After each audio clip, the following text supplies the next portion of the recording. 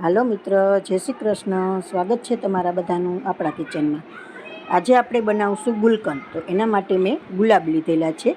તો હવે આપણે આ ગુલાબની પાંખડી સારી રીતે પાડી લેશું પહેલાં, અને પછી પાંખડી પાડી અને બધી ધોઈ નાખશું, એટલે એમાંથી જીવાતને નીકળી જાય. આ રીતે આખી અલગ કરી નાખશું આપણે, તો કોઈ જીવાત હોય, કચરો હોય, બધી નીકળી જાય. ગુલાબની પાંખડી અલગ કરી અને સારી રીતે ધોવાઈ ગઈ છે. તો હવે આપણે એને કોટનના કપડા ઉપર સૂકવી દઈશું 2 મિનિટ માટે. ગુલાબની પાંખડી આપણે ધોઈને સૂકવેલી હતી, તો સારી રીતે સુકાઈ ગઈ છે. અને 100 ગ્રામ જેટલી મેં સાકર લીધેલી છે. 250 ગુલાબની પાંખડી છે, એને સામે મેં 100 ગ્રામ સાકર લીધેલી છે. તો હવે સાકરનો આપણે સારી રીતે ભૂકો કરી લેશું.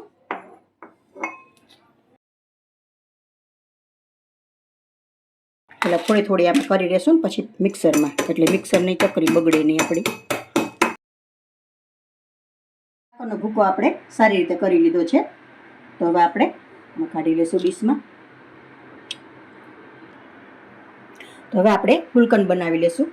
તો હવે આપણે આમાં ગુલાબની પાંખડીઓ લઈ લેશું.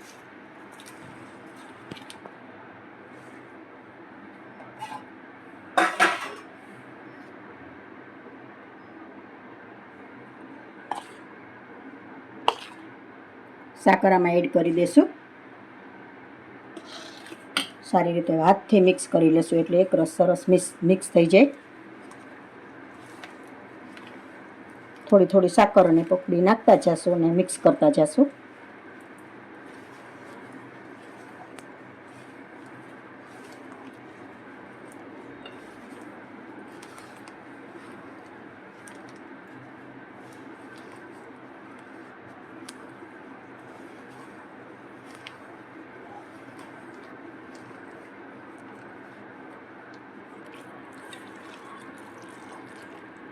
સાકર થોડી થોડી મિક્સ કરતા જશું.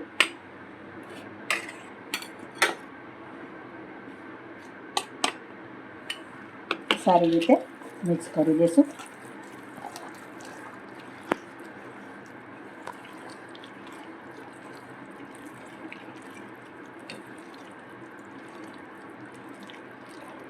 જ્યાં થોડી સાકરનો ભૂકો છે પણ એડ કરી દઈશું આપણે.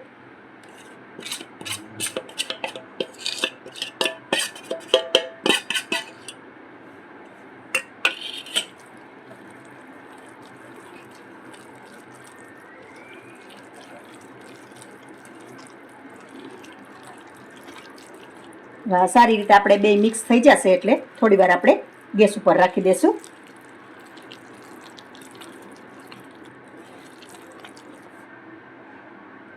સાકર ને બે મિક્સ થઈ ગયું છે સારી રીતે. એટલે હવે થોડી વાર આપણે ગેસ ઉપર રાખશું, એટલે એકદમ ચાસણીના ફોર્મમાં આવી જાય સરસ, અને ઘટ થઈ જાય એકદમ. એટલા માટે આપણે 2 મિનિટ રાખશું. મિશ્રણને આપણે ગેસ ઉપર લઈ લીધું છે. તો હવે આપણે આને 2 મિનિટ માટે ચલાવશું. તો બે સાકર અને ગુલાબની પાંખડી બે સરસ મિક્સ થઈ જાય અને ચાસણીના ફોર્મમાં આવી જાય. એટલે અડધા તારની ચાસણી લેવાની છે. જો તમારે ગેસ પર ન રાખવું હોય તો તડકા છાંયે પણ બનાવી શકો છો. તો આપણે 2 મિનિટ ઘટ થવા ચલાવશું 2 મિનિટ માટે.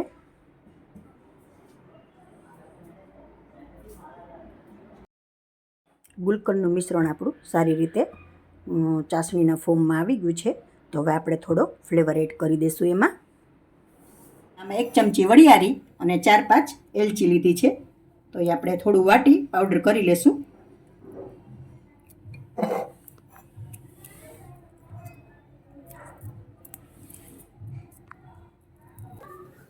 તો સારી રીતે પાવડર થઈ ગયો છે. તો હવે આપણે આમાં એડ કરી દઈશું.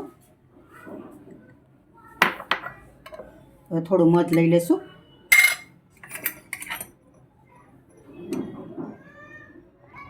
એક ચમચો આપણે મધ એડ કરી દઈશું.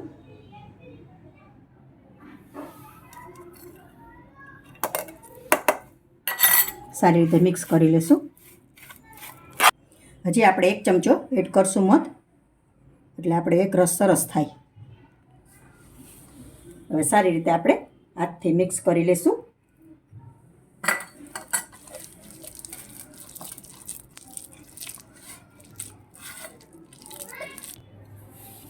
તો તૈયાર છે આપણું ગુલકંદ.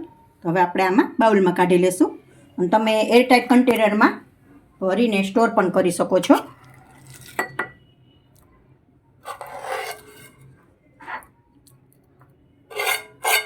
જો મિત્રો મારો વિડીયો પસંદ આવ્યો હોય તો લાઈક કરશો, કોમેન્ટ કરશો, તમારા મિત્રોમાં શેર કરશો.